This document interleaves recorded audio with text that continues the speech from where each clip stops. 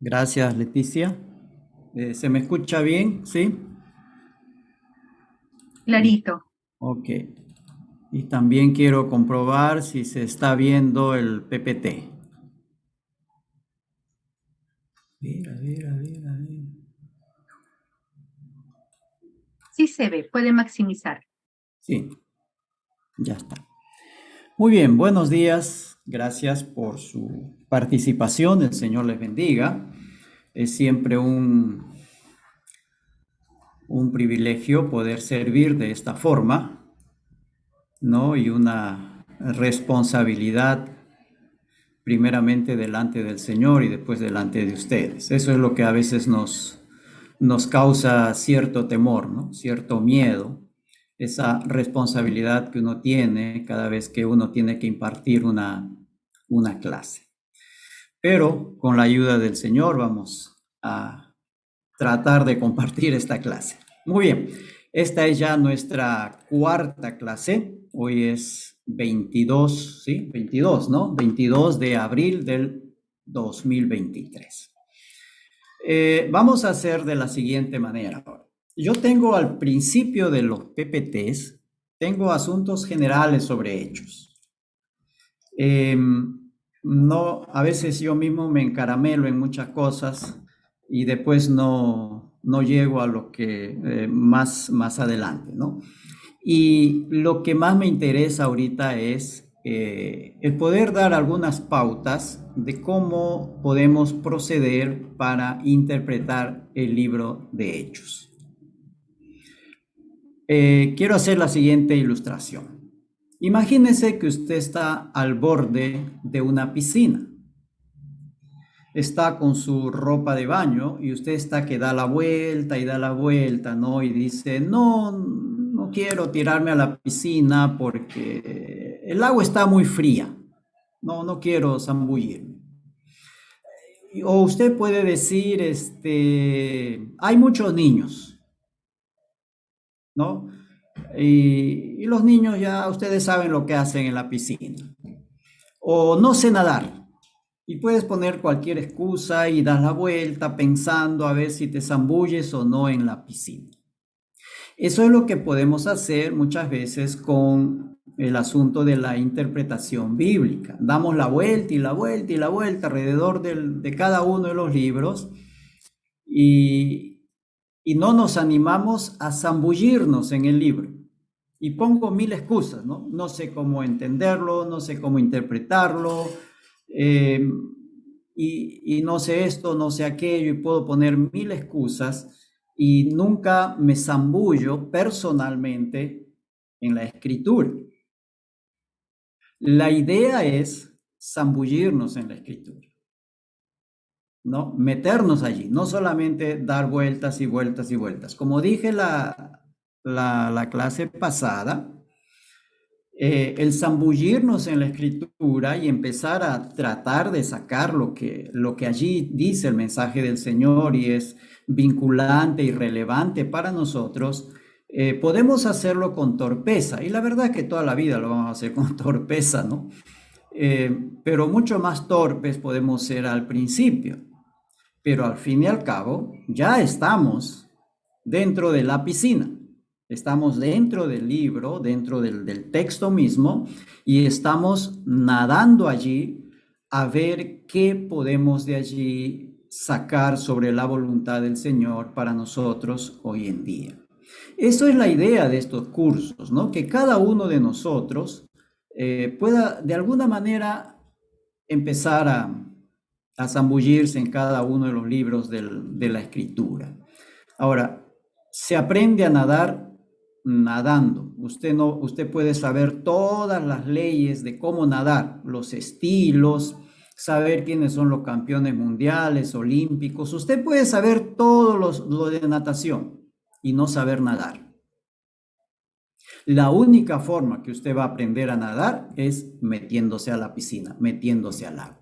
No hay otra forma, porque si no, usted simplemente da la vuelta y la vuelta y no logra tomando esta figura, ¿no? Nunca va a aprender a nadar si no se mete a la piscina. Esa es la idea de todo este curso. ¿no? De estos distintos cursos en este programa de homilética, de predicación bíblica, ¿no? Que hay que empezar siempre en lo que es la parte hermenéutica. Muy bien.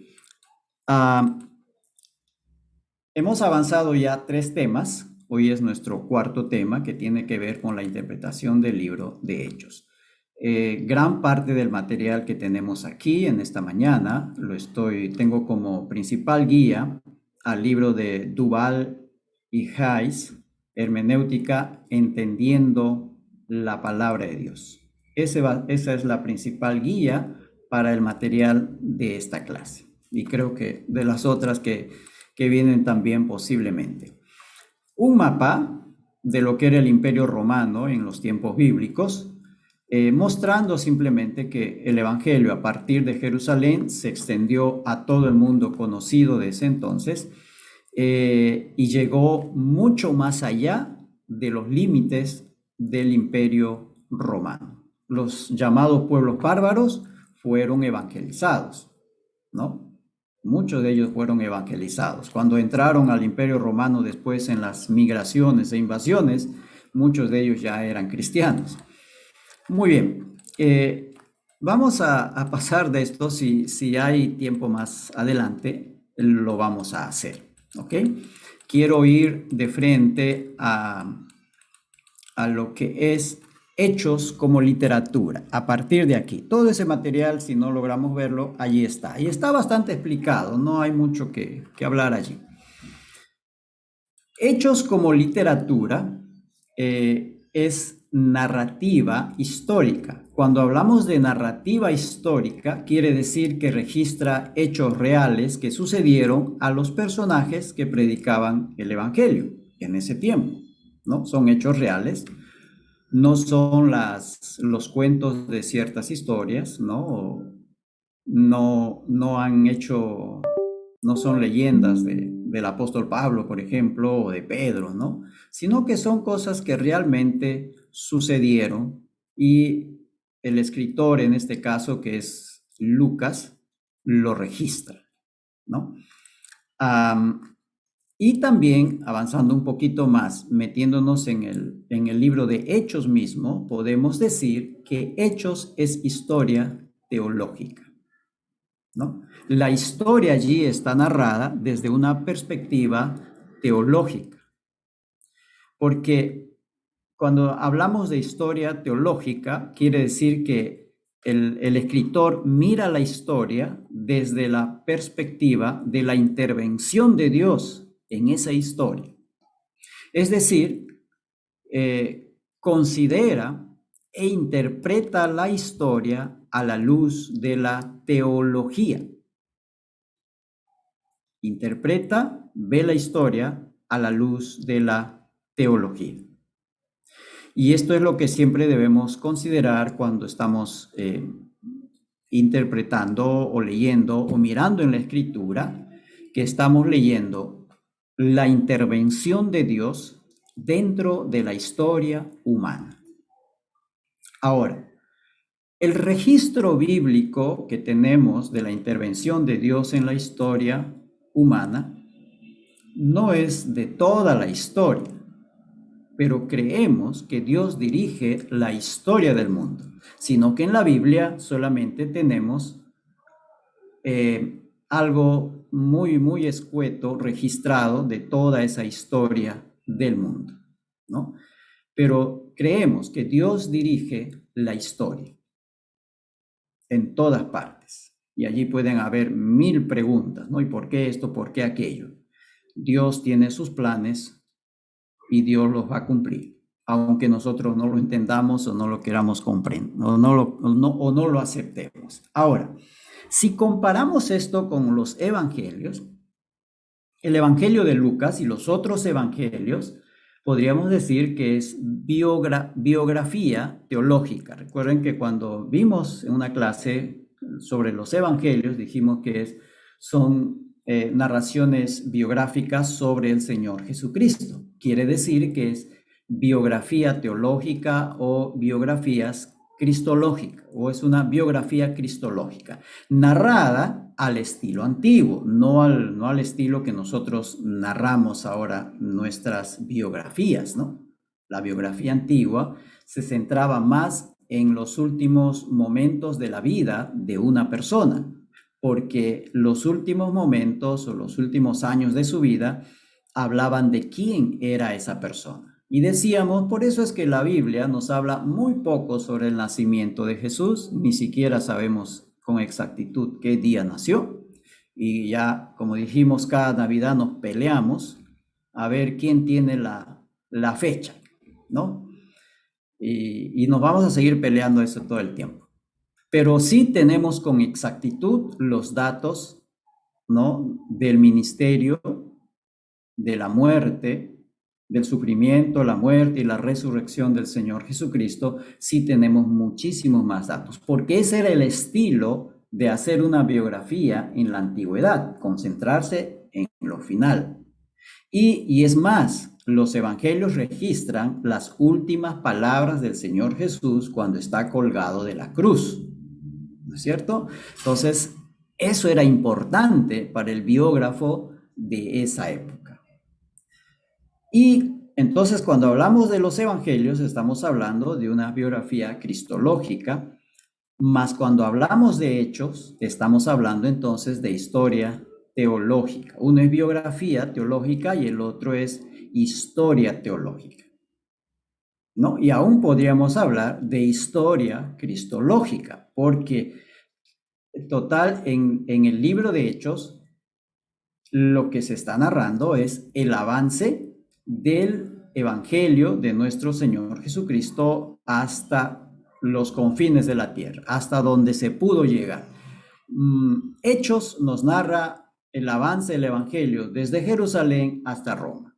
Allí no tenemos más datos, pero indudablemente que el evangelio no solamente siguió la ruta de Pablo, sino que siguió otras rutas, porque no tenemos el relato de otros apóstoles.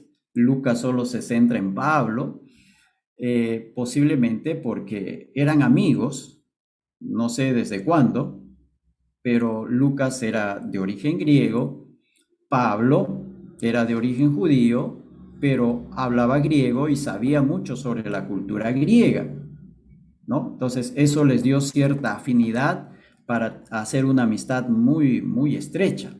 Afinidad que Lucas quizá no tenía con Pedro o con otro de los apóstoles, más con Pablo tenía muchísima afinidad porque Pablo pues se movía en ambos mundos, ¿no? En el mundo griego como en el mundo hebreo. Hablaba muy bien el griego, se movía en griego, todo lo demás, y eso le dio afinidad con Lucas, ¿no? Y bueno, y es lo que el Espíritu ha permitido que sea registrado, ¿no? Es lo que el Espíritu ha preservado para nosotros ahora. Muy bien. Ahora, en la historiografía bíblica, cuando hablamos de historiografía, quiere decir aquella historia que se escribió, historia y grafía, ¿no? O sea, historia escrita. Grafía es escribir, ¿no es cierto? En la historiografía bíblica, y esto se puede aplicar también al resto de historia, con alguna diferencia. Hay una selectividad. Cada historiador, cada relator, selecciona su material acorde a su propósito e intención. Hemos visto esto también. No se puede colocar todo, como dice Juan en su evangelio, ¿no? El Señor Jesucristo hizo, dice, muchas cosas, y usa una exageración, ¿no? Una hipérbole cuando dice que no cabrían todos los libros del mundo para poder poner lo que Jesús hizo.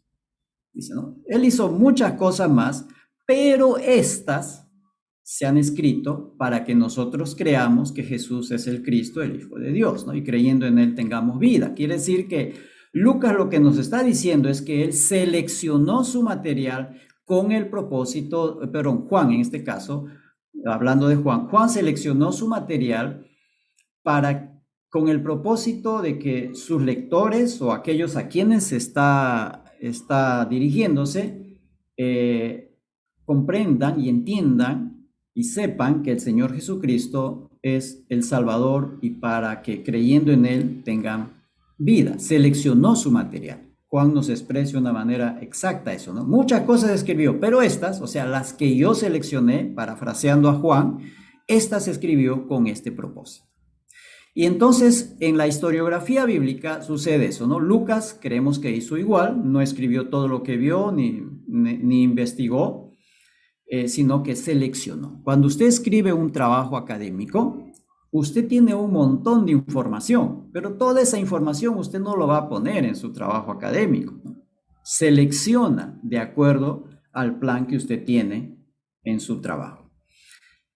Tiene el ingrediente de la interpretación. La interpretación tiene un determinado sistema de valores y creencias. De acuerdo a ello, interpreta. Por ello es que unos mismos hechos históricos son interpretados de distintas maneras. ¿Por qué? Porque cada uno de los relatores o historiadores tiene sus propios valores y creencias. Hagamos esto, o digamos esto. Si nosotros venimos de un mundo antes que de una realidad que no éramos creyentes, que no conocíamos a Cristo como nuestro Señor y Salvador, entendíamos las cosas de una manera. Pero cuando nos hemos convertido al Señor, empezamos a entender las cosas de otra manera. Antes de ser cristianos, antes de tener a Cristo como Señor y Salvador, teníamos una cosmovisión, una perspectiva de la realidad de las cosas. Pero ahora que hemos venido a Cristo, nuestra perspectiva o nuestra cosmovisión de las cosas ha cambiado. Ha cambiado. Ya no miramos las cosas desde una misma perspectiva. ¿Por qué? Porque ahora en Cristo tenemos nuevos valores y tenemos una creencia, una fe en el Salvador, en nuestro Salvador, que es el Señor Jesucristo. Y desde esa perspectiva nosotros vamos interpretando la realidad.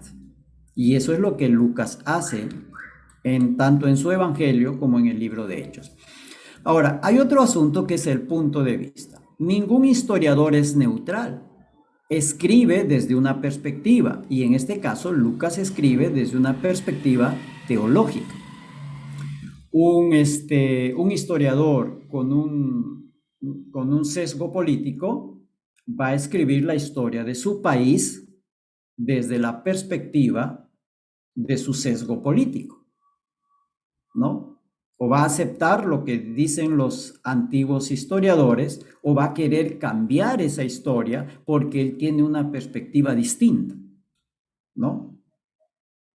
Entonces, todos esos papeles, estos asuntos van jugando en eso. Ahora, y esto es muy característico, sí, de la historiografía bíblica, la aplicación. La historiografía bíblica tiene un gran propósito aplicativo. Nos muestra la historia, cómo sucedieron las cosas, no solo para saber el pasado, sino para de ese pasado aprender y aplicar a nuestra vida. Por ejemplo, en el libro de Hechos está el discurso de Esteban, que le costó la vida. ¿Y qué es lo que Esteban hace en su discurso? Simplemente hace un relato magistral de toda la historia de Israel, lo resume, pero así de una manera increíble, ¿no? Esa capacidad que le dio el Espíritu. Les dice esto y esto y esto y esto sucedió, ¿no? Les muestra toda la historia de Israel en unos cuantos versos para luego aplicar esa historia. No, este es el Cristo. Esto es así y esto es así. O sea, acude a la historia para mostrar quién es el Cristo y ellos puedan aplicar eso a su vida. Y por eso lo matan, ¿no? Porque no les gustó la aplicación. No le gustó la aplicación final de Esteban, pero logró su propósito. O la aplicación te agrada o no te agrada. No hay medias tintas allí. Muy bien, estos son algunos puntos de la historiografía bíblica y esto es lo que, y ya que Hechos es historia, una narrativa histórica o una historia teológica, entonces debemos mirar desde esa perspectiva también el libro de Hechos. Muy bien, este versículo, que es súper conocido por todos, nos sirve para decir dos cosas. Uno, ver el propósito de Hechos y también ver la estructura, cómo Lucas estructuró el libro de Hechos, ¿no? El propósito, ¿no? Mostrar que el evangelio a partir de Jerusalén se extendió. Como dije hace un rato, en el Hechos nos muestra desde el corazón de Israel, que es Jerusalén, hasta el corazón de Roma, ¿no? Que era la ciudad de Roma, porque allí estaba la capital del imperio de ese entonces, ¿no? El imperio era el que dominaba toda la escena geográfica y política y social de esa época. Va desde Jerusalén hasta lo último de la tierra. Ese es el propósito y podemos decirlo de esta forma. Hay un propósito particular, ¿no? Que es Lucas quiere informar a Teófilo, no sabemos quién es este Teófilo, de manera personal a él, ¿no? Sobre la verdad del Evangelio de Jesucristo, y eso lo hace en el Evangelio de Lucas, y su expansión a otros lugares fuera de Jerusalén hasta llegar a Roma. Y la expansión sobre Jesucristo, su ministerio y su obra lo hace en el Evangelio de Lucas, y la expansión de ese Evangelio, la continuación de esa prédica, lo muestra en el libro de Hechos. Eso es la relación entre Lucas y Hechos, ¿no? Uno es continuación del otro. Y mostrando de que ese evangelio que fue predicado allí en Palestina, en Israel de esa época, y cuya parte central fue en Jerusalén, ese evangelio salió después de los límites de Jerusalén y se extendió hasta llegar a Roma. Y en un propósito general, podemos decir, es mostrar la expansión del evangelio a través del mundo del Nuevo Testamento, ¿no? De ese entonces conocido, mediante los discípulos de Cristo, bajo el poder del Espíritu, y que nada puede detener el avance del Evangelio. Si hay un tema que va circulando desde el principio a través de todo el Evangelio, de todo el libro de Hechos, es la oposición constante al Evangelio. Y esa oposición hace sufrir a los predicadores del Evangelio, pero esa oposición no puede detener el avance del Evangelio, sino que más bien parece ser el carril por donde el Evangelio va avanzando más rápido que si hubiera sido un tiempo de paz y que todo el mundo aceptaba el Evangelio. Parece que la oposición son como los rieles que se van tendiendo de un tren, a través del cual el Evangelio va avanzando de una manera más veloz, ¿no? En medio de la oposición. Ese sería el propósito general. Cómo el Evangelio avanza partiendo de Jerusalén y se va extendiendo por todo ese mundo entonces conocido, y que ningún obstáculo que se le ponga enfrente puede detener el avance del Evangelio. Como dice, no sé quién dijo aquello, ¿no? Que la sangre de los mártires es la semilla del Evangelio. Si alguien lo sabe, póngamelo ahí en el chat, por favor. Que la sangre de los mártires es la semilla del Evangelio. Cuanto más sangre se derrama por causa del testimonio de Cristo, el Evangelio parece que avanza más rápido. A mayor oposición, parece que el Evangelio avanza mucho más rápido. Muy bien.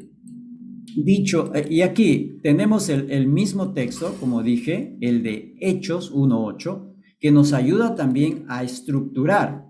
Tenemos el ministerio en Jerusalén, cuando empieza la predicación, y dice el texto, ¿no?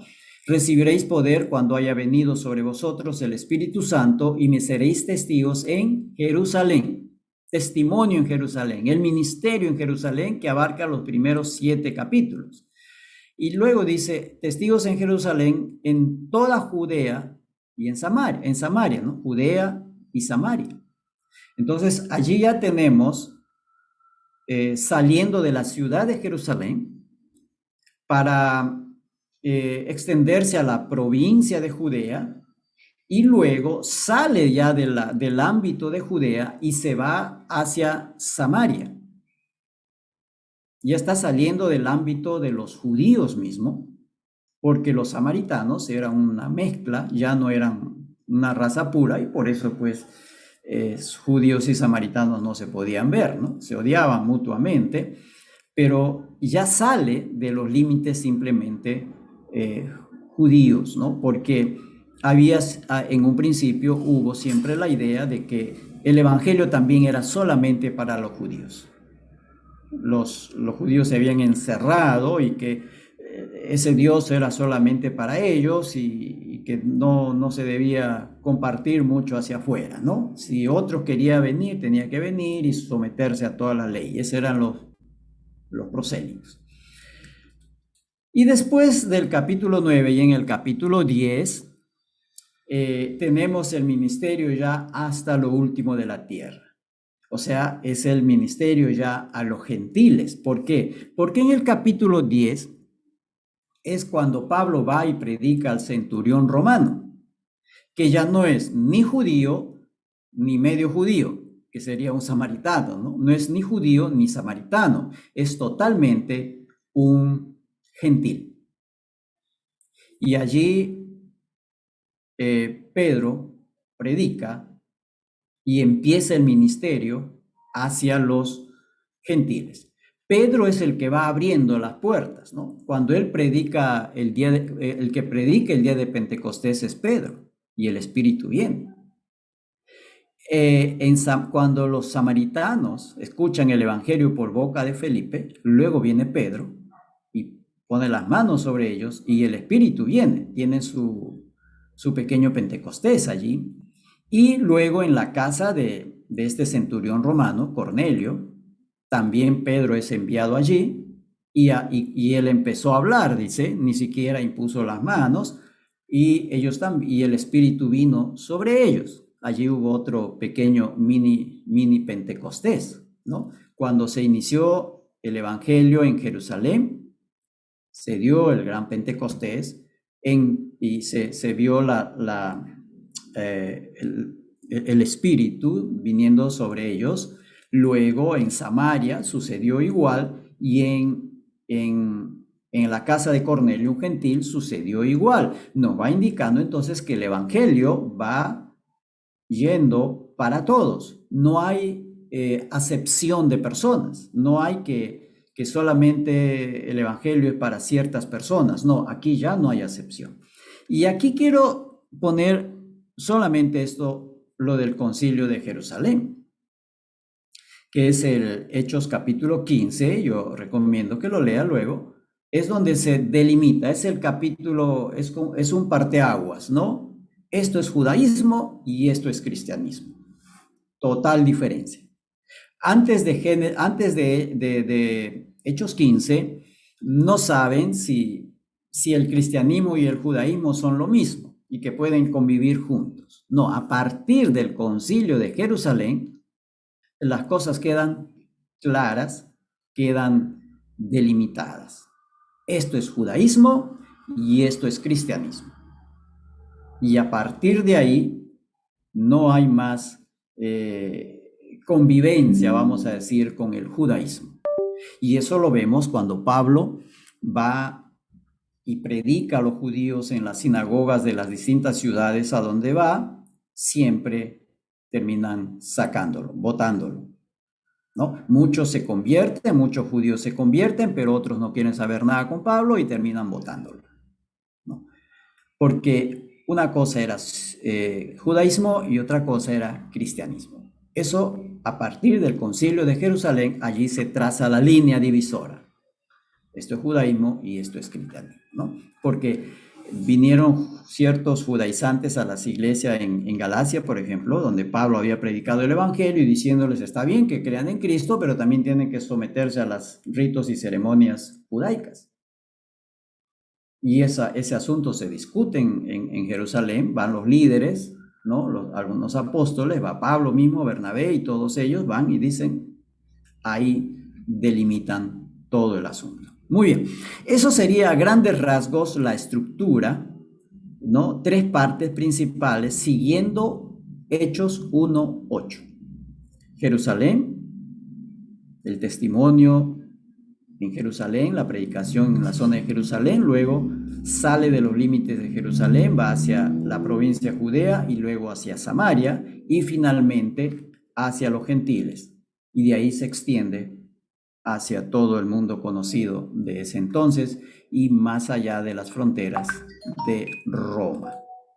Muy bien. ¿Cómo podemos hacer un acercamiento hermenéutico al libro de Hechos? ¿No? Dos preguntas fundamentales aquí. Uno, ¿cuál es el mensaje central de cada episodio? ¿No? Usted va a leer un determinado porción de textos, ¿no? Que sea una unidad literaria, ¿no? Completa, que tenga una idea completa.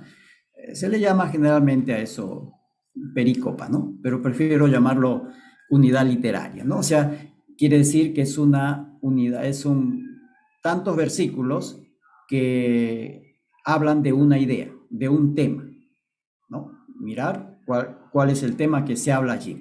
¿Cuál es ese mensaje que se dice en ese momento para a quienes se está escribiendo Lucas, para la iglesia de ese entonces, y también de qué manera eso es vinculante para nosotros, ¿no? De qué manera eso debe ser o puede ser aplicado también a nosotros en el día de hoy.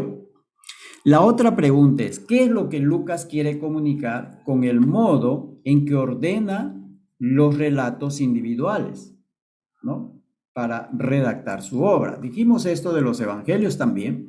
Cuando uno lee los evangelios de Marcos, Lucas y Juan, sobre todo los sinópticos, los materiales no están colocados en el mismo lugar donde esperaríamos que estén colocados, ¿no? Mateo coloca en una parte, Marcos lo coloca en otro, Lucas lo coloca en otra parte. No siguen todos el mismo orden. ¿Por qué? Porque ellos están siguiendo un determinado propósito.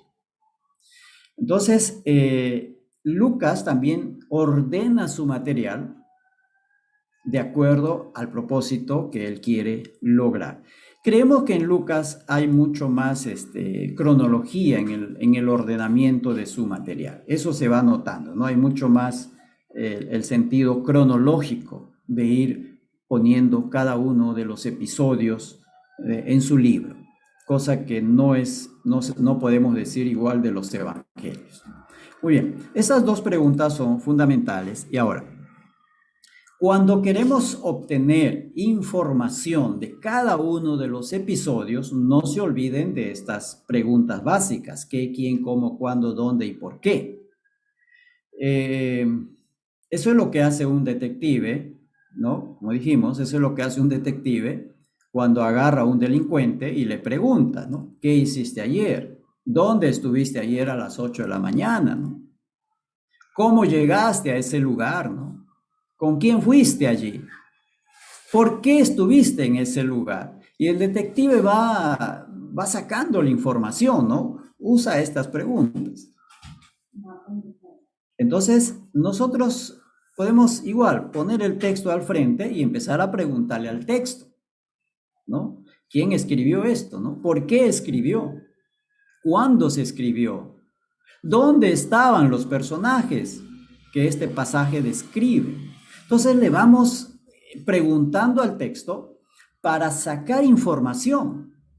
La mayor información que podamos, saquémoslo al texto, ¿no? Entonces, eso nos va a ayudar a ver cuál es el mensaje central, ¿no? Porque allí vamos a descubrir que hay palabras repetidas o hay conceptos repetidos o frases, ¿no? Eso es el sacar esa información nos va a ayudar a ver también por qué Lucas ordena de esa forma su material, ¿no? Por ello está allí. ¿Por qué está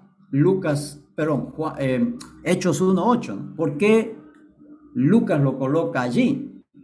Y podemos decir, para darnos la clave de cómo ha organizado su relato, cómo nos lleva en el avance del Evangelio, desde Jerusalén hasta Roma, y que por eso coloca en el primer capítulo, en los primeros versículos, coloca el 1:8. Nosotros lo conocemos, Juan 1:8, ¿no? Recibiréis poder cuando haya venido sobre vosotros, ¿no? Porque ya nos está indicando el camino que va a seguir, nos está indicando cómo va a estructurar su libro.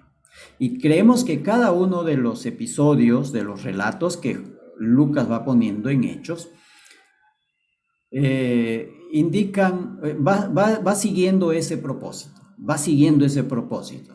Por ello es que coloca primero la conversión de muchos judíos en el día de Pentecostés, después coloca la conversión de muchos samaritanos y después coloca la conversión de los gentiles. ¿Ve? Está estructurando su libro y por ello coloca allí. Muy bien. Otro asunto aquí, otras preguntas, ¿no? ¿Debemos considerar el libro de Hechos como normativo o simplemente descriptivo, es decir, solamente informativo? O también es normativo, quiere decir que es vinculante para nosotros. Cuando hablamos de descriptivo, es solo un registro de lo que fue valioso e inspirador en la iglesia primitiva, en la iglesia del primer siglo, ¿no? Pero que hoy no necesariamente es vinculante para nosotros. No necesariamente, pues, nos interesa a nosotros. Simplemente es una historia, es una descripción, lo que fue bueno y valioso, inspirador para la iglesia de esa época. Y nada más, y allí se terminó la historia. Cuando hablamos de normativo, quiere decir, estaríamos hablando de que estamos llamados a imitar y repetir las experiencias y prácticas que encontramos en la iglesia primitiva. O dicho de otra manera, ¿cuánto de lo que encontramos en el libro de Hechos estamos llamados a imitar o a repetir las mismas experiencias? Quiere decir que lo que está en Hechos, mucho de lo que Lucas ha registrado allí es también relevante para nosotros ahora, o es vinculante para nosotros. No es simplemente un bonito relato de cómo se formó la iglesia, sino que de ese relato nosotros obtenemos también enseñanza aplicada a la iglesia y a la vida de los creyentes hoy en día. Ese es el problema. Definir qué cosa simplemente es descriptivo y qué cosa es normativo, ¿no? O sea, aquello que nos atañe a nosotros ahora, que es vinculante. Ejemplo, vamos a ver un ejemplo. Simplemente, estoy citando el ejemplo, después veremos eso quizá con más detalle. ¿Hemos de tomar nosotros decisiones echando suerte? ¿Se acuerdan cuando tuvieron que elegir un apóstol más porque Judas había salido del grupo? Y ellos lo que hacen para tomar una decisión, pues echan a la suerte. ¿Podemos nosotros hacer eso también ahora en las iglesias? A ver, hermanos, necesitamos hacer una obra misionera en tal región o en tal parte de la ciudad. ¿Será o no la voluntad del Señor que vayamos allá? Bueno, vamos a agarrar un par de dados y vamos a tirar 3 veces, ¿no? O vamos a sacar una boletita, ¿no? Y si dice sí, nos vamos. Si dice no, no nos vamos. Y entonces podemos jugar a la suerte. ¿Eso es vinculante también para nosotros? Para los judíos parece que sí, porque se acuerdan las piedras del Urín y el Tumín, que era como echar suertes, ¿no? Para nosotros a veces tomamos el de echar suertes con jugar, ¿no? Juegos de azar. ¿O debemos nosotros hacer un fondo común con nuestras posesiones, como lo hacían, como lo vemos en los primeros capítulos de Hechos, dice, hacían un fondo común para las personas necesitadas, para que nadie esté pasando necesidad? ¿Debemos nosotros hacer eso? ¿Qué es lo que de allí podemos aprender? ¿Qué es lo que de allí, qué de eso es vinculante o relevante para nosotros? Ahora, ¿el Señor nos juzgará como Ananías y Zafira? Por mentirosos, por mentir con nuestras ofrendas y nuestros diezmos, muchos de nosotros ya no estaríamos aquí por si acaso, ¿no? Ahí me incluyo yo, ¿ya? Ya no estaríamos aquí si el juicio fuera como el de Ananías y Zafira. Pero ¿qué podemos aprender de ese episodio? ¿Qué hay de vinculante allí? ¿Qué hay de normativo en cada uno de estos episodios que le sucedieron a la iglesia en ese tiempo? ¿Okay? Muy bien. Creemos que al realizar el acercamiento hermenéutico al libro, debemos considerar algunas partes como normativas y otras como descriptivas, ¿no? La dificultad está en distinguir, en determinar qué cosa es normativo, o sea, qué es vinculante para nosotros y qué es descriptivo, ¿no? Para nosotros. Simplemente es una descripción que nos dio el libro, pero de allí no pasa. Pero ¿qué de aquello podemos agarrar, imitar o aplicar a nosotros? Sabemos que ha habido muchos grupos a través de la historia que dijeron vamos a vivir como la iglesia primitiva, ¿no? Y trataron de imitar todo lo que el relato en Hechos. Pero va a haber cosas que no se pueden imitar allí, no se pueden imitar. Cuando Pablo, por ejemplo, viaja por barcos, y no podemos decir, no, el misionero solo viaja en barco. Ahora tenemos buses, tenemos aviones y tenemos, pues, muchos medios de transporte que son muchísimo más rápidos, ¿no? Entonces, ¿cuál es el medio mejor o el que está a nuestro alcance para viajar a una determinada zona e ir y predicar el evangelio allí? Pablo lo hizo en barco, o lo hizo a pie, o lo hizo a lomo de bestia.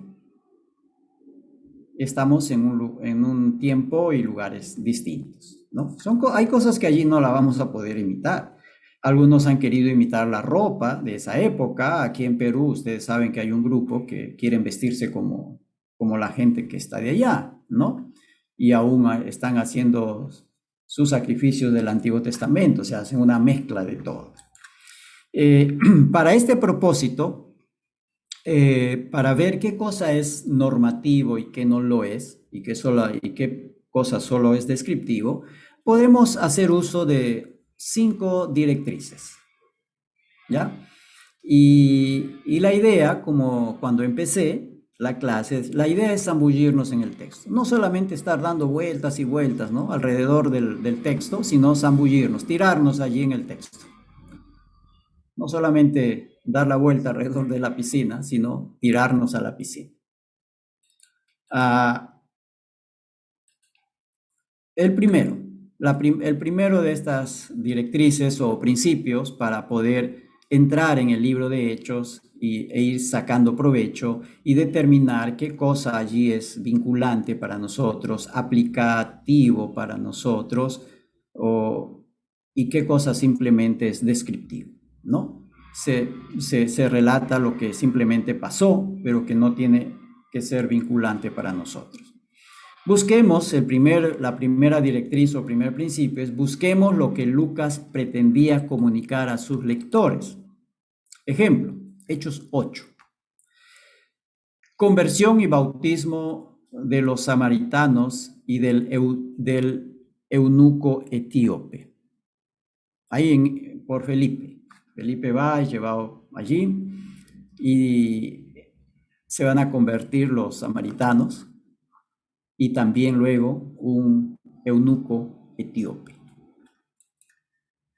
Surgen muchas preguntas, ¿no? Y Por ejemplo, decir, ahí podemos sacar una pregunta sobre el bautismo, ¿no? ¿Cómo debemos bautizar, no? Por inmersión, por aspersión, porque el río donde se metió el etíope no sabemos si estaba crecido o estaba muy bajito, no sabemos, ¿no? ¿Cómo hay que evangelizar? Agarrar cualquier parte de la Biblia y a partir de allí empezar a explicarle el evangelio, ¿no? ¿Cómo podemos llegar a personas despreciadas por la sociedad, marginadas por la sociedad, como en este caso, tanto los samaritanos como los eunucos? Pueden surgir muchas preguntas sobre ese asunto, pero lo que debemos preguntarnos es, ¿quiénes, o sea, ya tratando de aterrizar en nuestra realidad, podemos decir, ¿quiénes son los samaritanos y eunucos de hoy? ¿Con quién podemos compararlos ahora? Bueno, los samaritanos existen hasta ahora, están ahí en Israel. Es un territorio que está bajo posesión palestina, ¿no? Pero están allí con sus propios rituales y su propio Pentateuco. Pero en nuestras sociedades, acá en nuestros países, ¿quiénes son los samaritanos y los eunucos? ¿Con quiénes podemos compararlos? ¿No? ¿O qué tienen que ver o qué tienen en común? Me faltó, creo, la palabra común ahí. ¿Qué tienen en común los samaritanos o los eunucos? Lo corrijo para después publicar ya. ¿Qué tienen en común los samaritanos y los eunucos? ¿Qué de común tienen? Porque Lucas los coloca los dos juntos. ¿Por qué los coloca juntos estos dos episodios del ministerio de Felipe? ¿No? Entonces, podemos decir lo siguiente. Los samaritanos son un pueblo mestizo. Es una mezcla, ¿no? Cuando los israelitas, los del reino del norte, fueron llevados cautivos por los asirios, la tierra quedó medio despoblada. Entonces los asirios trajeron gente de otro lado, de otras naciones, de otras etnias, los trasladaron y los pusieron a vivir en el territorio de Israel. Y esa gente que no era israelita, se mezclaron e hicieron mestizaje con los israelitas que habían quedado allí en Israel, porque no se lo llevaron a todos. Entonces hubo una mezcla racial, una mezcla étnica, y eran mestizos. Esa era la razón por la cual los judíos no los aceptaban, porque ellos no eran una raza pura y no eran merecedores entonces de ser parte del pueblo de Dios porque se habían mezclado. Los eunucos son personas mutiladas físicamente para servir al rey o para cuidar las mujeres del rey, las amantes del rey.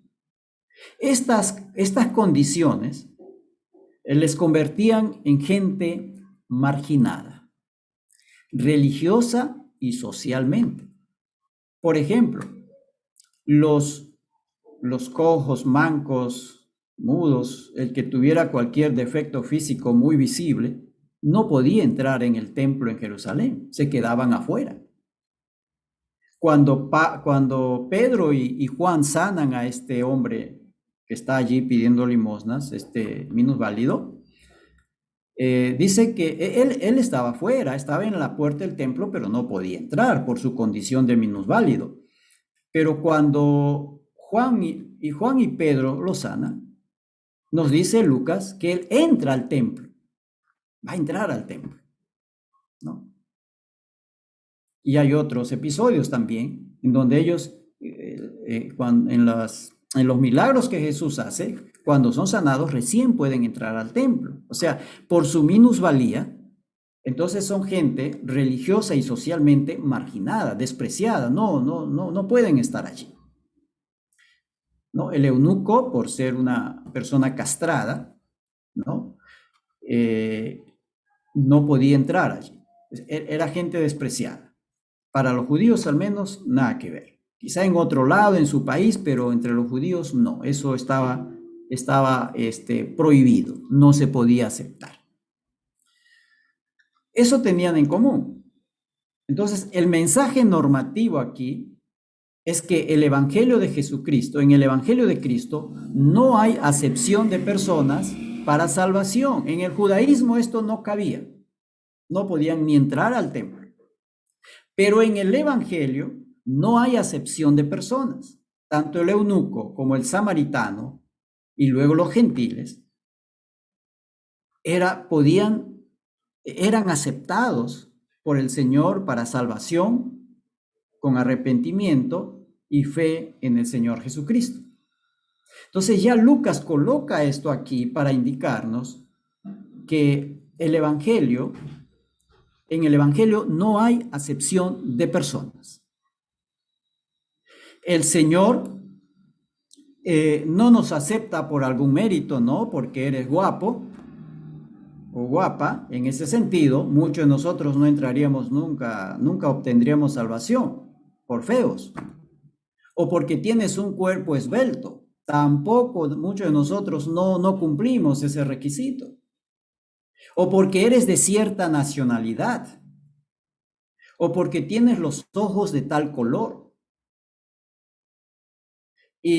O porque pues estás completo en todo tu cuerpo, no estás cojeando, no tienes algún problema físico, ya sea congénito o por algún accidente, ¿no es cierto? Nada de eso vale para ser aceptado delante del Señor, tampoco por algún mérito que nosotros hayamos hecho, sino somos aceptados por lo que Cristo ha hecho en la cruz del Calvario, no por lo que nosotros somos, física o mentalmente o moralmente. Nada de eso sirve si hay arrepentimiento y fe en el Señor Jesucristo, somos salvos. No sirve mi apariencia o cuán buena gente soy, ¿no? Y esto tenemos que entenderlo con mucha claridad y esto es lo que Lucas nos está diciendo aquí. Aquí lo normativo es que en Cristo no hay acepción de personas. Que en Cristo somos aceptados no por lo que nosotros somos o hayamos hecho, sino por lo que Cristo ha hecho a favor del pecador. Por eso somos aceptados, ¿no? A ver, ¿tengo algo más? No. Hasta ahí la primera directriz, ¿no es cierto?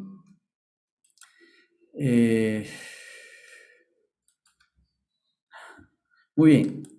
La segunda. Otro principio, cuando queremos zambullirnos en el libro de los Hechos de los Apóstoles. Buscar ejemplos positivos y negativos en los personajes de los distintos relatos. ¿Qué personajes los tenemos como algo, pues, no digno de imitar y qué personajes son dignos de imitar, ¿no? Personajes positivos y negativos. Hechos, por ejemplo, nos presenta personajes que son dignos de imitar en su vida y ministerio. Por ejemplo, Esteban, Felipe, Lidia, Bernabé, etc.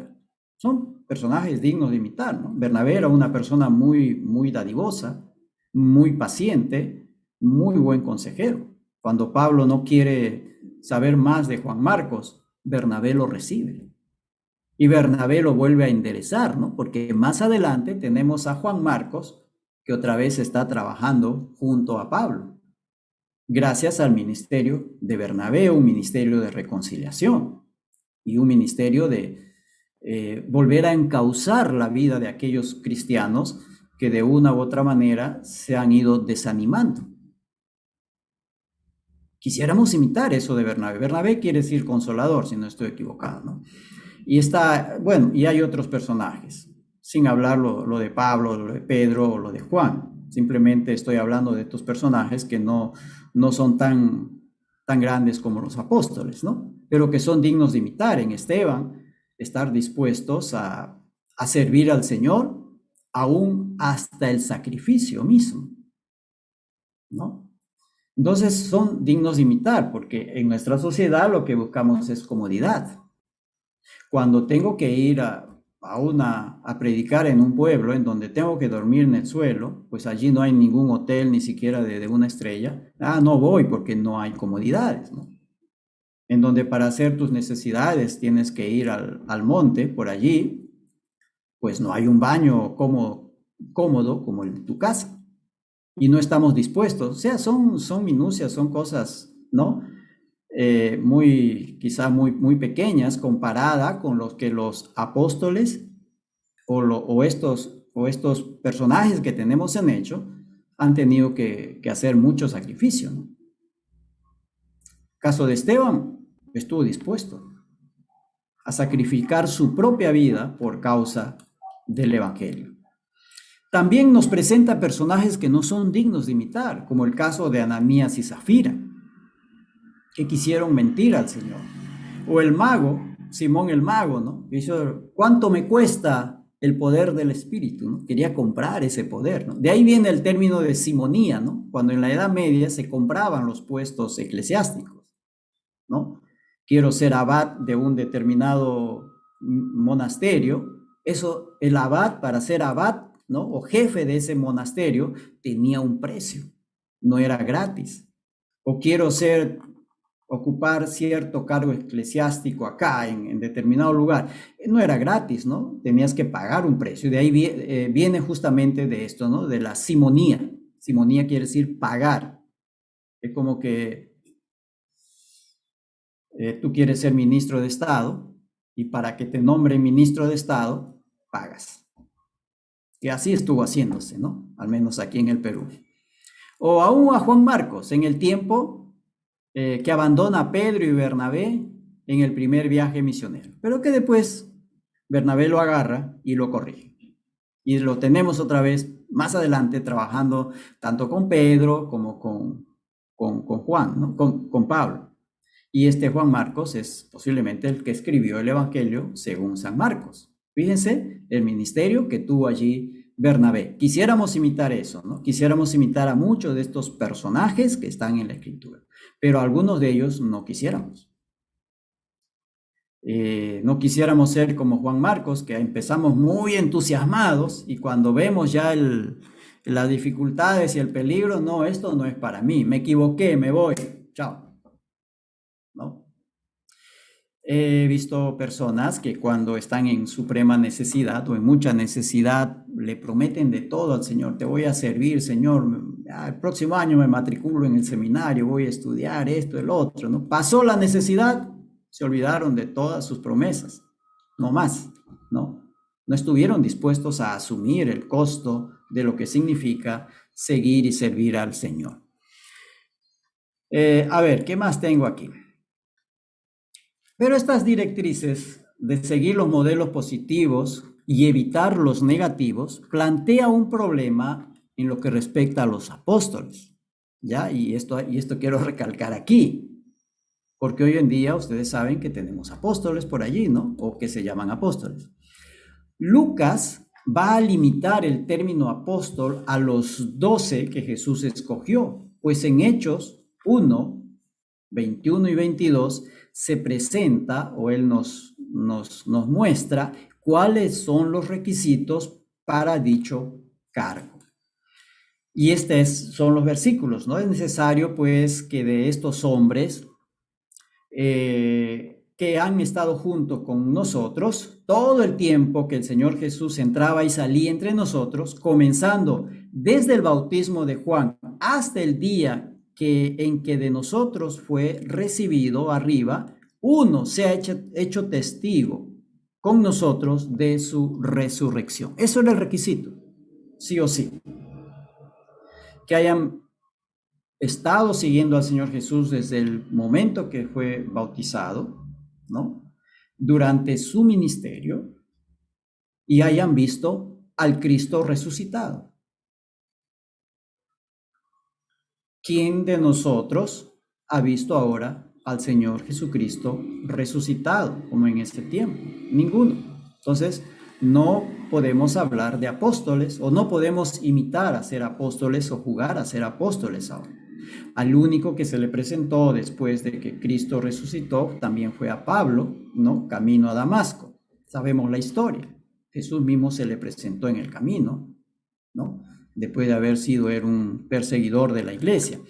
Entonces, de acuerdo a estos requisitos que que Lucas nos presenta aquí, el oficio de apóstol es irrepetible. O sea, apóstoles estrictamente que estuvieron con el Señor Jesús es irrepetible. Ahora, es cierto que más adelante creo que a Bernabé también se le llama apóstol y por allí hay otras. A Jesús mismo se le llama apóstol. Hay que mirar el contexto donde está dicho esa palabra, ¿no? Como aquel que es enviado llevando un mensaje del Señor, dicho de una manera general. Pero apóstoles en el sentido estricto de la palabra, como los tuvo el Señor Jesús, no es una experiencia imitable, no es una experiencia repetible. O sea, esto no es normativo, esto es descriptivo. Lo que sí es normativo es que todos somos discípulos de Cristo y debemos seguir al Señor Jesucristo. Bien, yo sé que esto hay discusión y deja más preguntas que dudas, pero más preguntas que respuestas de repente, pero o al menos me ciño a los requisitos que Lucas establece, ¿okay? A esos requisitos. Una tercera, luego nos vamos con las preguntas, ¿sí? Una tercera directriz o principio sería leer cada pasaje individual teniendo como trasfondo el relato general de Hechos y del resto del Nuevo Testamento. Nunca nos olvidemos del contexto cada vez que leamos la Escritura. Y hemos hablado de un contexto literario inmediato, lo que está antes o después del texto, y también hemos hablado de un contexto histórico y de un contexto que está mucho más allá de ese texto, ¿no? Que está en el capítulo, en el libro o en el resto de la Escritura. El contexto bíblico siempre es amplio, empieza de un contexto muy cercano, muy estrecho, y se va extendiendo a un contexto más grande. Entonces, cada pasaje individual de Hechos que leamos y querramos interpretar, siempre hay que mirarlo dentro del trasfondo general del relato de Hechos. Vamos a ver aquí. Hechos nos muestra progresión en su relato de los distintos temas que trata. Hay una progresión, va avanzando la cosa, ¿no? Como hemos visto en su estructura y en su propósito, mostrar el avance del Evangelio desde Jerusalén hasta Roma, desde los judíos hasta los gentiles. Al interpretar un pasaje en particular, debemos hacerlo en el contexto del relato general que Lucas hace sobre el tema del cual habla ese pasaje. ¿Dónde está colocado ese pasaje? ¿Cuál es el contexto general de ese relato, ¿no? ¿Cuál es su trasfondo literario, cultural, histórico, ¿no? Por ejemplo, cuando se habla de que en Jerusalén había una congregación muy, muy dinámica y tenían que repartir alimento. Ahí tenemos que investigar por qué ese asunto, por qué las ofrendas estaban dedicándose a repartir alimentos. ¿Cuál era la razón? Y es que Jerusalén estaba en conflicto con Roma, habían los grupos revolucionarios y cada vez que hay problemas de ese tipo, no se puede cosechar, no se puede producir, falta el alimento, empieza a haber hambre y escasez y de todo eso. Y eso es lo que estaba pasando en Jerusalén. Entonces, las ofrendas empezaron a dedicarse hacia eso, porque eso era la necesidad urgente que había que cubrir, ¿no? Y por eso Pablo, cuando pide una ofrenda a los hermanos que están por la zona de Europa, ¿no? Por la zona de Grecia, eso, y lleva esa ofrenda a Jerusalén para suplir la necesidad de los hermanos de la congregación que estaba en Jerusalén, que estaba pasando hambre y toda clase de necesidad debido a esos conflictos militares, políticos que Jerusalén estaba pasando. Ese contexto hay que investigarlo para ver por qué estaban haciendo eso. Porque usted no puede aplicar eso en una iglesia en donde todo el mundo tiene un trabajo. Todo el mundo, pues, no serán ricos, pero están establecidos bien económicamente. No es aplicable allí. Allí hay que buscar otro tipo de necesidad, ¿no? Entonces, interpretar dentro de ese contexto general nos permitirá descubrir si es normativo o si es descriptivo. Si simplemente nos describe, nos relata, nos muestra cómo fue el hecho, o si aquello también es aplicable para nosotros. O qué de todo ese relato que se describe o que se pone allí, nosotros podemos aplicar a nuestra vida. Por ejemplo, Hechos 19, 1 al 7. ¿No? Aconteció que entre tanto que Apolos estaba en Corinto, Pablo, después de recorrer las regiones superiores, vino a Éfeso y hallando a ciertos discípulos les dijo: ¿recibisteis el Espíritu Santo cuando creísteis? Y ellos le dijeron: ni siquiera hemos oído si hay Espíritu Santo. Entonces dijo: ¿en qué pues fuisteis bautizados? Ellos dijeron: en el bautismo de Juan. Dijo Pablo: Juan bautizó con bautismo de arrepentimiento, diciendo al pueblo que creyesen en aquel que vendría después, esto es, Jesús el Cristo. Cuando oyeron esto, fueron bautizados en el nombre del Señor Jesús. Y habiéndoles impuesto Pablo las manos, vino sobre ellos el Espíritu Santo y hablaban en lenguas y profetizaban. Eran por todos unos 12 hombres, discípulos de Juan. No se habían enterado de muchas cosas, no habían visto o no tenían a Cristo como su Señor y Salvador, simplemente estaban creyendo en la esperanza que Juan les había dicho, ¿no? Ahora, la pregunta sobre este pasaje es: ¿toda conversión a Cristo debe darse en 2 etapas? Quiere decir, una primera etapa, creer en Jesús, y una segunda etapa, recibir al Espíritu Santo. O sea, primero crees en Jesucristo, eso es una primera etapa de tu conversión, y después tienes la experiencia con el Espíritu Santo. Hablas en lenguas o lloras, se te tiras, no sé, cualquier experiencia. ¿Esto es lo normativo? El marco referencial del relato general lo encontramos en Hechos 1:8, lo sabemos. El derramamiento del Espíritu sucede por etapas que siguen un criterio étnico, ¿no? Primero los judíos, después los samaritanos y después los gentiles. O sea, hay una progresión. Lo que quiero que tengamos aquí en mente es la progresión. Lucas, en su libro, nos hace subirnos o nos lleva en una progresión del avance, cómo el Evangelio va progresando, cómo el Evangelio va avanzando, cómo las cosas van suscitándose y van progresando dentro del testimonio cristiano dentro de la iglesia. Entonces, aquí la palabra clave sería algo así como progresión. Después de Hechos 10, toda barrera étnica fue superada para salvación. Ya no se vuelve a repetir otra vez. Cada rato hay que repetir, ¿no? Y dar vueltas: judíos, samaritanos, gentiles, judíos, samaritanos, gentiles. No, ya se superó eso. Ya no hay barreras étnicas, culturales, ¿no? Geográficas. No hay ningún tipo de barrera que nos impida predicar el Evangelio. No hay nada. Ya se superó todo eso. No tenemos que andar repitiendo, ¿no? Nosotros no podríamos hacer ahora, y hay que decir, hay que cumplir lo que dice Hechos. ¿Qué hacemos? Entonces primero hay que predicarle a los judíos. Vamos, predicamos a los judíos. Vamos a predicar a los judíos. ¿Cuál es la siguiente etapa ahora? Samaritanos. Vamos a buscar samaritanos. Ya hemos predicado a los samaritanos. Muy bien, vamos ahora a los gentiles. ¿No? Que es todo. No, eso ya no podemos hacer porque ya se superaron todas esas etapas. Ya se hicieron y el Evangelio ya fue soltado a todo el mundo, a quien tenga fe en el Señor Jesucristo. Después de Hechos 10, creer en Cristo y recibir el Espíritu es una sola experiencia.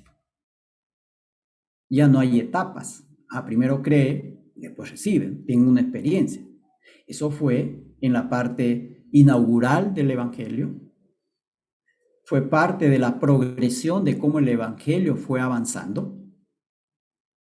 Si usted examina en el libro de Hechos otros pasajes donde las personas creen en Cristo, no sucede exactamente. ¿Se acuerdan del carcelero de Filipo? Simplemente se le dice, cree en el Señor Jesucristo y serás salvo tú y tu casa, punto. No se le impone la mano y recibe el Espíritu y empieza a hablar en lenguas y cosas por el estilo. No hay. El caso de Lidia mismo, me parece, y otros casos más. Cuando Pablo predicó en Grecia, en el Areópago, cuando empezó a hablar de la resurrección lo votaron, pero hubo algunos que sí creyeron. El jefe, el encargado del Areópago se convirtió y no hubo esa experiencia, porque ya fue establecido que el que cree en Cristo recibe el Espíritu. Pablo nos habla, ¿no? El Espíritu que mora en nosotros, que vive en nosotros. Entonces creemos que al recibir a Cristo como tu Señor y tu Salvador, también estás recibiendo el Espíritu, porque al fin y al cabo es el Espíritu el que te sella desde el mismo momento en que has creído en el Señor Jesucristo. Que tengamos después experiencias espirituales, eso es otro asunto, ¿no? Eso es otro asunto. Pero creemos que en el momento que recibes a Cristo, también tienes el Espíritu Santo. Bueno, aquí tenemos algunos versículos. Igual criterio, en este caso de Hechos 19, de estos que fueron discípulos de Juan primero y después recibieron a Cristo como el Señor y el Salvador de su vida, igual criterio podemos usar para interpretar, ¿no? La pregunta de Pablo y la respuesta de esos discípulos muestra que aún no eran seguidores de Jesús, sino que eran seguidores de Juan el Bautista. Aún no se habían enterado de lo que sucedió en Pentecostés, que el Espíritu dice, ellos dijeron, no conocemos si hay un Espíritu Santo, no sabemos. ¿No? Parece que se apartaron predicando lo de Juan el Bautista antes que sucediera lo de Pentecostés. Se fueron antes, salieron. Y como las noticias pues no tenían televisión, ni Facebook, ni WhatsApp para enterarse, todavía no se habían enterado del asunto y seguían predicando a Juan el Bautista hasta que Pablo los encuentra y les aclara las cosas y reciben el Espíritu, ¿no? Así que tenían que reconocer a Jesús como el verdadero Mesías, recibir el Espíritu, y eso es lo que hicieron. ¿Ok? Así que cuando crees en Cristo, también recibes el Espíritu Santo. Creo que esto es lo normativo, esto es lo que aprendemos, esto es lo vinculante, ¿no?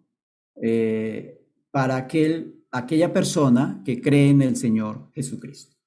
Si después hay otras experiencias espirituales, eso ya es otro asunto.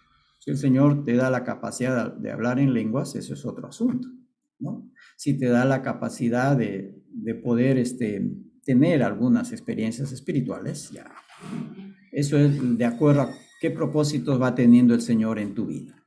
Muy bien, una cuarta directriz. Estoy mirándola ahora. Buscar en otros lugares de hechos para clarificar lo que es normativo. O sea, tengo que comparar, tengo que ver si esto que se dice aquí se vuelve a repetir en otros lados, de tal manera que se nos va diciendo que esto sí es a veces se le llama esto un principio intemporal, ¿no? Lo que fue verdad hace 2000 años sigue siendo verdad ahora. Lo que fue vinculante hace 2000 años sigue siendo vinculante ahora, ¿no? Todo eso tenemos que determinar. Los cristianos deben vivir en comunidad entregando sus bienes, y tenemos este pasaje. Conocemos este pasaje. Voy a leer solamente lo que está marcado, resaltado en amarillo. Dice, tenían en común todas las cosas y vendían sus propiedades y sus bienes y repartían a todos según la necesidad de cada uno. Comían juntos con alegría y sencillez de corazón. ¿Ve? Compartían sus cosas. Y adelanté esto hace un ratito. Nosotros ¿Debemos vivir de esta forma también? Hay grupos que sí han tratado de imitar. Se juntaron un grupo y fueron a vivir en un determinado lugar, ¿no? Para practicar esto, tener todas las cosas en común. Nadie tiene propiedad privada, sino que todo lo dan a la iglesia. Y sigue esto aquí, en este otro pasaje más de 4, 32 al 35, dice: y ninguno decía ser suyo propio nada de lo que poseía, sino que tenían todas las cosas en común. Así que no había entre ellos ningún necesitado, porque todos los que poseían heredades o casas las vendían y traían el precio de lo vendido. ¿Tienes propiedad, hermano? ¿Tienes tu casa, tu carro, tu empresa? Según este texto, si queremos hacerlo normativo, usted debe vender todo eso y darle a la iglesia. ¿Le parece? Si usted quiere hacer normativo, si usted dice, tenemos que imitar lo que dice el libro de Hechos, tengo que hacer exactamente, pues tienes que vender tu casa, tu carro, tu empresa, qué sé yo, cualquier propiedad que tengas, y dárselo a la iglesia para que la iglesia lo administre. Recuerdo hace muchos años, cuando yo estaba estudiando en el seminario, apareció ahí a la puerta del seminario, y el seminario tenía una capilla, ¿no? Donde también funcionaba una iglesia. Vino una señora diciendo, dame algo de trabajo, tengo hijos y no, mi esposo no me da nada. Y conversando con ella, averigüé, ¿y qué pasó? Es que mi esposo se ha metido con este grupo que se dice que es evangélico, bíblico, qué sé yo, y le han dicho que tiene que vender su casa, que tiene que vender la casa y dárselo a los líderes, porque todas las cosas deben ser en común. Y él vendió. Dejó a su esposa sin casa y a sus hijos sin nada, y él se mandó mudar, y la señora tenía que vérsela cómo criar a sus hijos ahora. ¿No? Una locura, ¿no? Es una estafa, es una mentira, y de esos grupos pululan por todo lado y posiblemente en todas partes y en todo país, ¿no? Que te mienten con ese cuento, ¿no? Entonces, ¿qué hacer con esto? ¿Cómo nosotros, qué podemos aprender de aquí, de estos textos? Porque creo que dependiendo del lugar donde estamos, mucho de esto no es vinculante para nosotros. Como dije hace un rato, ¿qué pasa si en tu iglesia, si tú tienes una iglesia en donde todos trabajan, tienen su economía más o menos saneada, ¿no? Cubren sus necesidades básicas. Entonces, debemos con ellos practicar esto. No, son situaciones y contextos distintos, necesidades distintas. Se enseña en Hechos, entonces, que la vida comunal ha de ser normativa para toda verdadera iglesia en Cristo, en el Nuevo Testamento, en todas las épocas, o los creyentes deben entregar sus bienes para que estos bienes pertenezcan a la iglesia y la iglesia lo administre. ¿Debemos hacer esto? ¿Esto es vinculante? La respuesta la podemos encontrar en Hechos 5, 3 al 4. Ustedes conocen esto. Y dijo Pedro a Ananías, ¿por qué llenó Satanás tu corazón para que mintieses al Espíritu Santo y sustrajeses del precio de la heredad? Reteniéndola, ¿no te quedaba a ti? Y vendida, ¿no estaba en tu poder? ¿Por qué pusiste esto en tu corazón? No has mentido a los hombres, sino a Dios. ¿Qué pasa? La propiedad pertenecía a Ananías y a Zafira. El dinero de la venta también le pertenecía a él. No tenía ninguna obligación de vender su propiedad ni de entregar el dinero de la venta para pertenecer a la comunidad cristiana. El compartir bienes era algo voluntario, no era algo normativo. Ellos no tenían ninguna obligación de vender sus bienes, como lo habían hecho otros de manera voluntaria, ni entregar el dinero. No, para decir como su cuota, ¿no es cierto?, de pertenencia a la iglesia. Es como cuando vas a un club, depende de la categoría de club, ¿no? Para ingresar al club necesitas pagar una determinada cuota. Si no, no entras. Y aparte tienes que dar mensual. Depende de qué tipo de club sea, ¿no es cierto? Entonces, no había ninguna obligación. Pero ellos querían figurar, querían decir que la gente los aplauda quizá, porque ellos pudieron hacer lo siguiente: vender su propiedad y decir, mira, vamos a dar una ofrenda de tanto, ¿no? Lo he vendido por, qué sé yo, por $10,000 y pues decidimos dar $5,000 y con el resto me quedo. Y no pasaba nada, no pasaba nada. Pero ellos dijeron, los dos se pusieron de acuerdo, ¿no? Y decir, no, estamos entregando todo. Y era mentira. Y el Señor tuvo que juzgar inmediatamente. Ahora, así que entregar nuestros bienes a la iglesia como una forma de pertenecer a la iglesia no es lo normativo aquí, porque va a haber lugares en donde no hay necesidad de esto. Lo que sí parece normativo es la generosidad, procurando que entre los miembros de la comunidad no haya necesitados.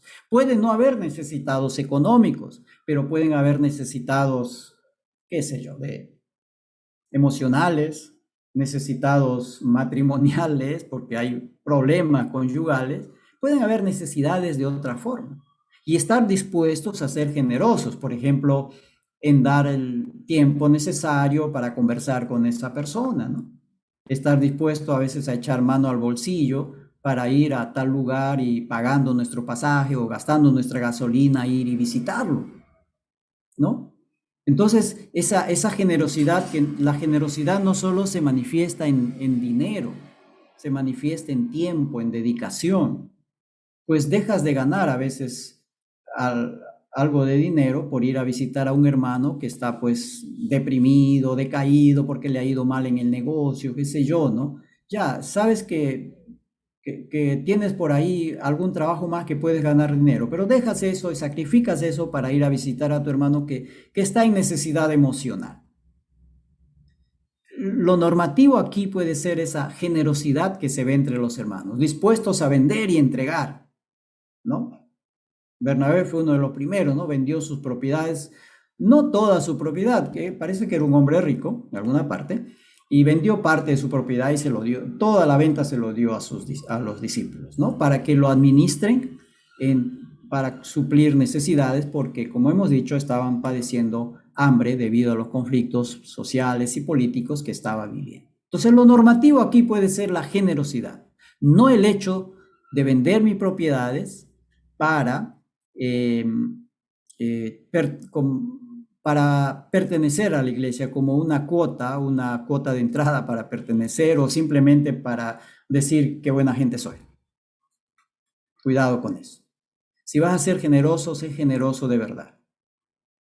Si haces un negocio y ganas tanto, dices, bueno, voluntariamente voy a entregar tanto a la iglesia, aparte de mis ofrendas o diezmo, como lo llames, pero te ha salido un negocio ahí, gracias al Señor, entonces ya, en gratitud voy a dar tanto, ¿no? Y te quedas con el resto, no hay ningún problema. O si quieres, no das nada, pues. Estás mejor posesionado si no das nada a decir que estás dando todo y es mentira. Muy bien, una quinta directriz. Buscar aquellos patrones y temas que se repiten. Esto es básico, ¿sí? Es básico. Y usted puede trabajar con esto. Quizá este es el principio más importante, ¿no? Buscar los temas, patrones que permanecen a través de todo el libro, que se repiten a lo largo del relato de hechos de una manera pues constante y sin alterarse, ¿no?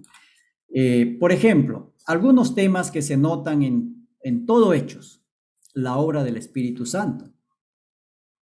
Si hay algo que se repite muchísimas veces en el libro de Hechos es Espíritu Santo, ¿no? O Espíritu Santo. Se repiten más de 60 y tantas veces, ¿no? Lo cual ya está indicando algo. La soberanía de Dios. Dios es soberano. Pablo quiere ir para un lado y el Señor le dice, no, te vas para otro lado. El Espíritu le dice, no, te vas para otro lado, ¿no? Él decide. El papel de la iglesia. ¿Qué función va desempeñando la iglesia en ese avance del evangelio, ¿no? hay a una iglesia, los tesalonicenses, creo Pablo les dice, ya ni es necesario que yo venga a predicar aquí porque ustedes lo están haciendo de manera excelente. Aquí el Evangelio, Cristo es conocido ya no por mi testimonio, sino por el testimonio de ustedes. Es la iglesia saliendo ya a predicar. Son los hermanos de entre la iglesia saliendo a predicar. Otro tema que es bastante repetitivo allí es el asunto de la oración, ¿no? Una iglesia que siempre está orando y actuando, ¿no? No solamente ora y después no hace nada, sino que ora y actúa. Otro asunto que se habla bastante es el sufrimiento. Como los apóstoles y demás discípulos tienen que sufrir mucho, sufren muerte, encarcelamiento, persecuciones, apedreamientos, sufren de todo por causa del Evangelio. ¿Sí? No es nada fácil en ese sentido. Ya el Señor les advirtió, ¿no? Y otro tema es que el Evangelio es para los judíos y gentiles, o sea, para todo el mundo. No hay acepción de personas ya. Y nos habla del poder del testimonio, ¿no? Cuán importante es dar testimonio del Evangelio del Señor Jesucristo. Sobre todo dar testimonio con nuestra vida, ¿no? Todas estas cosas son realidades normativas para la iglesia de todos los tiempos y lugares. Son normativas. No puedes evadir estas cosas. Ejemplo, Hechos 1:26. Y señalaron a dos, José llamado Barsabás, que tenía por sobrenombre Justo, y a Matías. Bueno, este es el asunto de echar suertes para ver quién reemplaza a Judas. Según este quinto principio de buscar patrones, ¿por qué no es normativo esta manera de tomar decisiones o buscar la voluntad del Señor? ¿Por qué no tomamos decisiones a ver dónde vamos a ir a predicar el siguiente domingo, dónde vamos a hacer obra misionera tirando dados o tirando cartas o no sé, algún tipo de... Dice, simplemente porque no vuelve a aparecer más en Hechos. No lo vemos más en ningún lado, me parece, en todo el Nuevo Testamento. Así que no podemos tomar esto como algo normativo. Para ellos quizá fue válido en ese tiempo porque venían de una cultura judía y allí pues acostumbraban a tirar el urín y el tumín, ¿no? Hechos presenta otras maneras de elegir siervos, cuando se eligen los diáconos, ¿no? Lo eligen los de la congregación. Busquen usted hermanos que sean llenos del Espíritu Santo, ¿no? Que sean personas probas y todo esto. O en Hechos 13, cuando eligen a Pedro y a Bernabé, dice el Espíritu habló a través de la iglesia de hermanos que se paren. O sea, el Señor va a elegir sus siervos de distintas maneras. Entonces, ¿cómo muestra Dios su voluntad en Hechos? De muchas maneras. A veces lo muestra a través de ángeles, a través de su Espíritu, a través de visiones, a través de las Escrituras, a través de las circunstancias, a través de la oración, a través de la deliberación y a través de otros creyentes. O sea, hay muchas formas de cómo buscar o cómo Dios muestra su voluntad en el libro de Hechos. No es una sola forma, no hay una fórmula, ¿no? De repetir cierta fórmula mágica para ver qué responde Dios. No es cábala, no es ouija, ni nada por el estilo. Dios nos habla, como dice Hebreos, de distintas formas y de distintas maneras para hacernos conocer su voluntad. ¿Qué es entonces lo normativo? No es el modo como Dios guía a su pueblo. Lo normativo y cierto es el hecho de que Dios guía a su pueblo. Sí o sí, Dios guía a su pueblo. Lo normativo es que Dios dirige nuestros caminos de distintas maneras, según su soberana voluntad, y de esto podemos estar seguros. ¿Cómo va a dirigir Dios los destinos de tu iglesia? De distinta manera. Dios puede hablar de distintas maneras, a través del pastor, en una reunión de oración, a través de un hermano, a través de circunstancias, ¿no? Dios va a dirigir. Lo seguro es que Dios guía a su pueblo. Pero ¿hay una fórmula, una sola manera? No. Pueden ser distintas maneras, como Dios va guiando a su pueblo. A ver. Otro ejemplo. ¿Hay algo en los sermones del libro de Hechos que sea normativo para las misiones y predicación cristiana de hoy día? La respuesta es sí. Hay 3 características que son permanentes. El mensaje se extiende sin cesar. Se extiende en círculos de influencia cada vez más amplios. ¿no? Y ahí lo tenemos. Empieza en Jerusalén y se va extendiendo. Entonces, eso es algo normativo para nosotros. El evangelio tiene que seguir expandiéndose. ¿Cómo lo hacemos? El Señor determinará. El evangelio de Cristo permanece constante. Su mensaje sigue siendo el mismo: la vida, la muerte y resurrección de Jesucristo, seguido de una demanda a responder. Tenemos un ejemplo en Hechos 10, ¿no? Y aquí está. Dice: y nosotros somos testigos de todas las cosas que Jesús hizo en la tierra y en Jerusalén, a quien ustedes mataron, ¿no es cierto? Y que el Señor Jesús lo levantó. Fíjense, mataron, está hablando de la muerte del Señor Jesús, lo levantó Dios al tercer día, está hablando de la resurrección y sigue hablando, y al final hay una invitación o una demanda cuando dice: los que en él creyeren recibirán perdón de pecados por su nombre. ¿Ve? Se habla de la muerte de Cristo, se habla de la resurrección de Cristo, perdón, de la vida de Cristo, cuando dice del ministerio, de lo que él hizo, de su enseñanza, ¿no? Las cosas que Jesús hizo, su vida, su muerte, a quien mataron, su resurrección, levantó Dios al tercer día, y la invitación o la demanda: los que en él creyeren recibirán perdón de pecados por su nombre. Y esto se repite, ¿no? En nuestras iglesias lo hacemos, predicamos el evangelio y hacemos siempre una invitación, ¿no? Cuando vemos que hay allí personas que necesitan del evangelio. Ahora, el otro principio cuando predicamos el evangelio, o cuál es la enseñanza de esto en la predicación del evangelio, el mensaje se adapta a sus audiencias específicas. Esto no significa que vamos a cambiar el mensaje del evangelio, vamos a sacrificar el mensaje del evangelio para poder agradar a cierto grupo. No. Significa que el evangelio se contextualiza. Cuando se dirige a Israel, usa las escrituras y su historia como fundamento para el evangelismo, ¿no? Y lo tenemos en Hechos 2, 3, en Hechos 7, sermón de Esteban. Cuando se dirige a los judíos, ¿no? Les muestra la escritura y dice: esta es la historia de nuestro pueblo. Y mediante eso los evangeliza. Pero cuando se dirige a gentiles, traza un puente apelando a Dios como creador. Ese ejemplo lo tenemos en Hechos 14, 17, ¿no? Cuando Pablo va y predica en Grecia, ¿no? No les dice: mira, la escritura dice tal cosa, que Moisés dijo esto, que el profeta Isaías, porque ellos no conocen. Usa más bien busca un vínculo, ¿no es cierto?, entre lo que dijeron sus poetas y cosas para hablarles de la creación.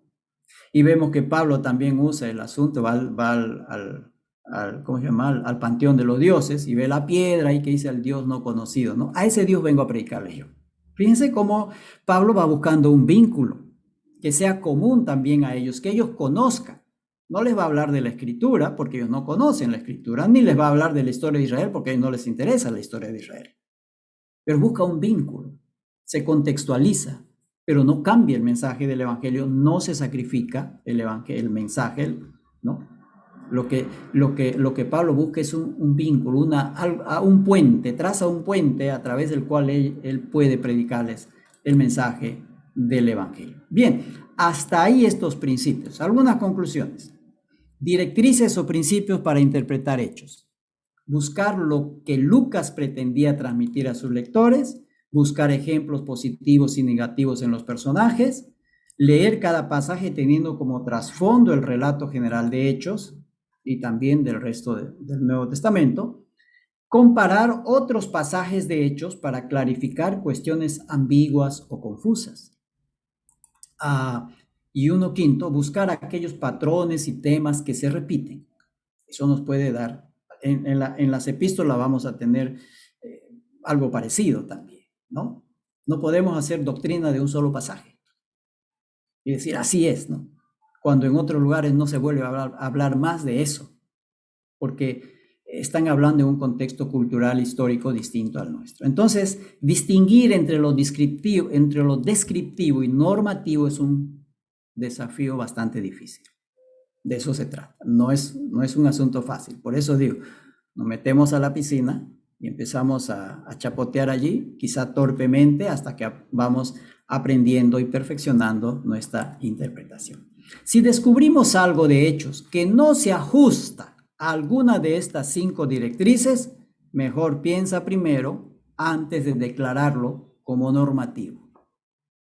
Porque algunos han declarado normativo algo que solo es descriptivo, ¿no? Como dije, se han levantado grupos exigiendo a las personas que tienen que vender sus propiedades para entregárselo a la iglesia, porque así dice el libro de Hechos, ¿no es cierto? Y que si quieres tener muestra de que tú tienes el Espíritu Santo, tienes que hablar en lenguas, porque así dice el libro de Hechos, ¿no? Pero solo han tomado una parte, no han visto el contexto, el trasfondo general. Ahora, una práctica, ¿sí? ¿Es normativo hablar en lenguas después de la conversión a Cristo? Busque una respuesta teniendo en mente las directrices o principios 4 y 5, que dicen buscar y comparar otros pasajes de Hechos para clarificar cuestiones ambiguas o confusas. Buscar aquellos patrones y temas que se repiten, ¿no? Busca aquellos pasajes en donde hay conversiones, donde se convierten tales y tales personas, y en todo se repite lo mismo. Trate de sacar sus propias conclusiones. No vayas de frente a un comentario, porque el comentario te va a poner un lente y tú vas a empezar a ver las cosas de acuerdo al lente que el comentario te ha puesto. Pero si tú te zambulles en el texto primero, te vas a poner los lentes de la escritura. Y cuando vas al comentario, entonces vas a ir con los lentes de la escritura y le vas a sacar mejor provecho o más provecho a ese comentario, ¿sí? Entonces, cuídate quién te está poniendo los lentes, o la escritura, o un comentarista, o un determinado predicador o personaje. Procura que los lentes a través del cual tú vas a mirar tu vida cristiana y tu interpretación sean los lentes de la escritura. Conoce primero el pasaje, zambúllete allí. No importa si hay muchas cosas que no entiendes, ya somos dos, yo soy igual. Pero deja que la escritura te ponga los lentes y que no te los saque, que el comentarista no te saque esos lentes, ¿no? Más bien que te ayude a mirar y a clarificar mejor. Si la respuesta es sí, ¿por qué? Da razones, ¿no? Si la respuesta es no, ¿por qué? Muy bien. Y una lectura, leer el documento en su contexto. Hasta ahí, hermanos. Yo creo que todavía tenemos unos minutos ¿cuántos minutos de tiempo? ¿Qué se puede imitar en Lidia? Me pregunta aquí. No sé. Habría que ver, hermano. Quizás ¿cómo se llama? Era una persona hacendosa. Y podemos imitar en ello quizás era una persona hospedadora, ¿no? El dar hospedaje es un don, ¿no es cierto? Ser una persona hospedadora. Y él abrió su casa, ¿no? Y se lo dio y todo lo demás. Quizá podemos imitar de eso ya, ¿no? Cuando alguien venga un predicador o hermanos y no tienen dónde quedarse, pues poder abrirle de repente nuestra casa y decir, venga aquí hermano, no se preocupe, ¿no? Aquí le vamos a dar de todo en estos días, ¿no? ¿Qué dice aquí? Es Pablo y Bernabé, no entiendo, debe ser otro. Creo que en Lidia y era una persona hacendosa a ver, hoy en día hablamos tanto de emprendimiento, ¿no? Y Lidia era una persona, comerciaba con púrpura, ¿no? Un negocio muy lucrativo, ¿no? Era una persona emprendedora. No sabemos si era casada, viuda o soltera, no sabemos. Pero ella era una persona emprendedora y estaba haciendo un negocio que generalmente lo hacían los hombres. También de repente podemos aprender eso de ella, ¿no? Ser una persona, ¿no? Hay otra persona, hay otra palabra a emprendedora, porque cuando hablamos de emprendedora siempre estamos hablando de negocios, ¿no? Y no necesariamente siempre es negocio. Quizá una persona proactiva, dispuesta a ver cómo servir al Señor, dónde poner la mano y el hombro para servir al Señor, ¿no? Esa disposición a servir y a emprender cosas para el Señor y cosas para tu familia y para quizá arreglar un poco la economía de tu familia, ¿no? Estar dispuestas a eso, no quedarse ahí esperando que las cosas vengan por sí solas, ¿no?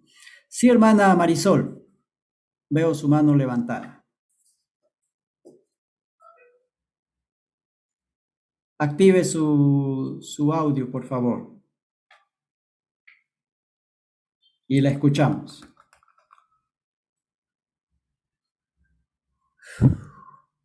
¿Sí? Veo la mano ahí. Jorge Narváez dice, es Pablo y Bernabé.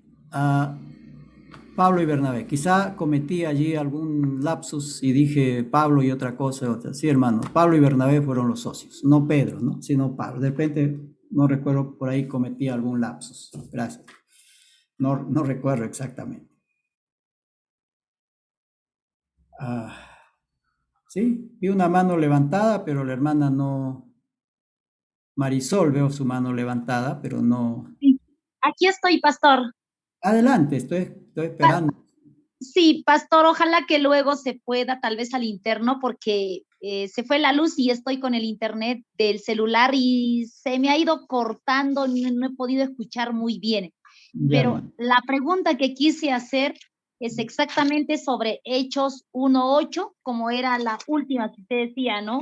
Ese es para zambullinos, para sumergirnos un poco. Uy, se le está yendo el audio a la hermana. No sé exactamente. Se quedó en zambullirnos. Se ve que la hermana tiene ganas de ir a la piscina. La idea que estoy diciendo ahí es que empecé dando la ilustración de la piscina, ¿verdad? De que damos la vuelta y no queremos zambullirnos podemos tener muchas excusas. La idea es zambullirnos. Y si no sabemos nadar, pues allí hay que aprender a nadar. Eso es la idea de estos estudios, ¿no? Poder ayudar al estudiante, al creyente, a que él mismo se zambulla, ¿no? Y me quedo nuevamente con el asunto de los lentes, ¿no?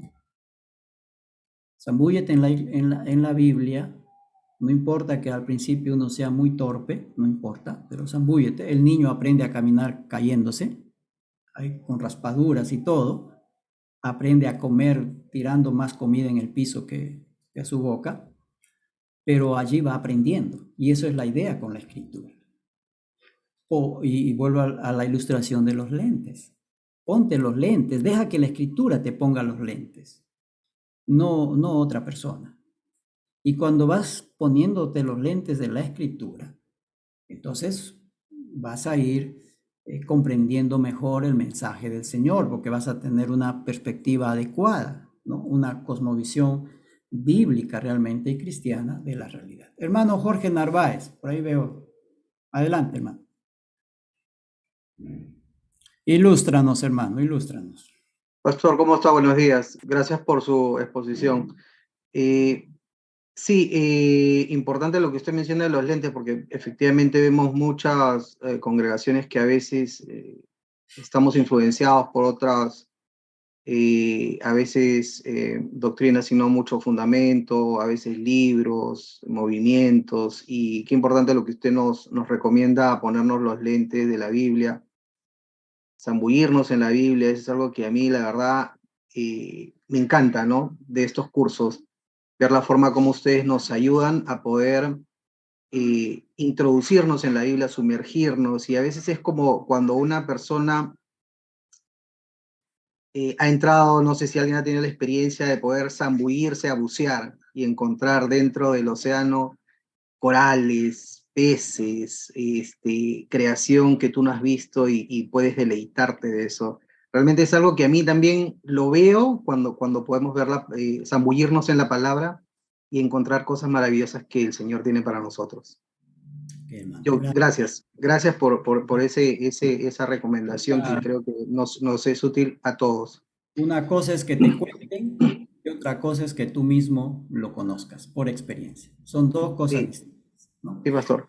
Otra cosita, sí, lo que había mencionado era en el PPT, había una parte donde decía Pedro y Bernabé, y creo que ahí ha habido un lapsus, es Pablo y Bernabé. Pablo y Bernabé, gracias. Sí. ¿Está en el PPT eso? Disculpa. Sí, en el PPT decía, por eso lo puse para que pueda hacer la corrección. Hermana Leticia, por favor, permíteme corregir eso para luego volver a mandarle el PPT y lo ponga en la plataforma, ¿ya? Pastor, una consulta en relación a lo que mencionó, que lo mencionó varias veces, ¿no? Era sobre el tema de la elección de sucesor de Judas.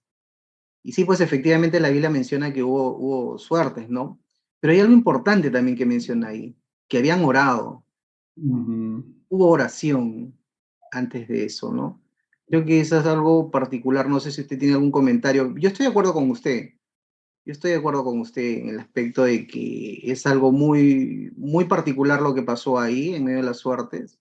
No, Creo que no es algo normativo, tal vez, ¿no? la oración en Sí, hechos es normativo, ¿no?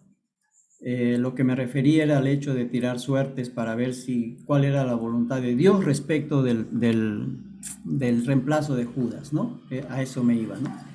Pero la oración es normativa, ¿no? No podemos prescindir de ello, porque eso se repite constantemente y se ve que eso era una de las formas como Dios hablaba o cómo era una de las formas de cómo ellos consultaban al Señor a través de la oración. Eso es normativo, eso es sí o sí.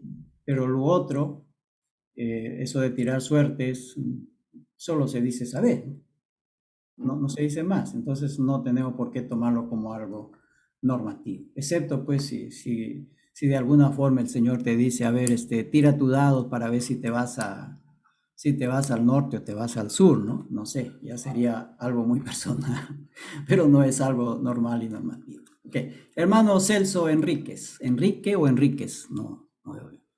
Active su micrófono, mi hermano. Uy, se me fue. ¿Sí? Hermano Celso. Adelante. Amén. ¿Me escucha, pastor? Sí, sí, le escucho. Sí. Hable, hermano. Amén. Amén. Qué bueno. Agradezco a los decir anfitriones, ¿no? Que están permitiendo en esta oportunidad darnos herramientas, ¿no? Que son veo muy importantes. Yo, verdad, digo, pues tenía muchos dudas, ¿no? En cuanto a la forma como interpretar la escritura. Y gracias a esta clase, pues yo estoy aprendiendo bastante, me está edificando mucho para mí y yo agradezco, ¿no? Y importante porque gracias a estos temas uno avanza en el conocimiento de Cristo, que es lo que buscamos, ¿no? Como hijo de Dios. Y un hijo de Dios está llamado a hacer eso, ¿verdad? A buscar más de Dios, conocer más de Dios, porque en ese conocimiento, pues vivimos una vida justa, ¿no? Delante de Él. Mi pregunta no sería tanto pregunta, sino sería que es hermoso en el sentido de que, como usted dice, ¿no? De que en los hechos, ¿no? Lo que narra los hechos en cuanto al avance progresivo de la narración misma de los hechos, en cuanto que comienza a Jerusalén, en cuanto a Samaria y los gentiles, ¿no? Y es hermoso saber eso porque nos da las pautas, yo creo así, nos da las pautas para que cuando en el ejercicio que tenemos ahora, es una tarea, ¿verdad?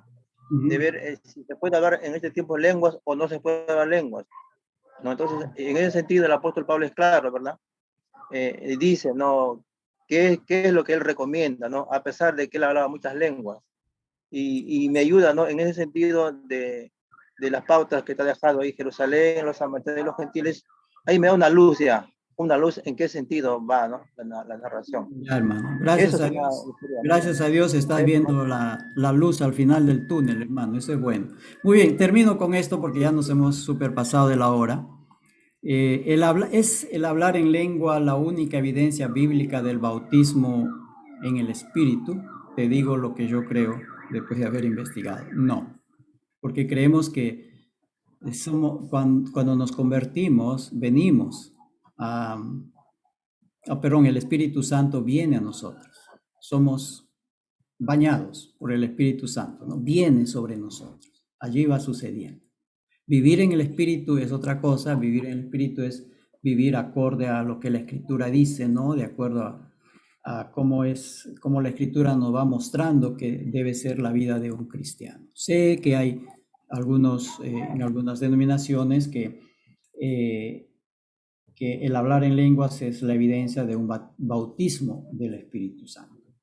Bueno, ya supongo que han llegado a esa conclusión después de haber investigado. Una cosa es que te cuenten y otra cosa es que tú lo conozcas. Otra pregunta. ¿En Hechos se puede formular doctrinas o se Totalmente. puede ver lo descriptivo y normativo? Sí se puede formular siguiendo